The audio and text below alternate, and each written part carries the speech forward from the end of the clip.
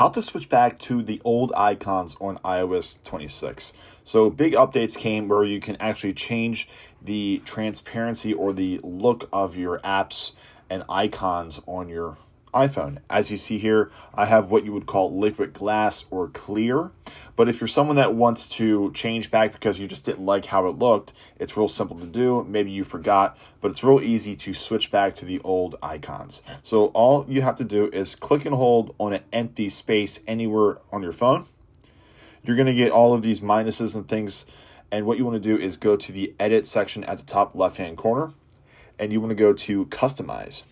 So once you're customized, you do have some options here, but to go back to the default icons and their original color schemes, all you have to go ahead and do is hit default, and that's it. It's really easy to do.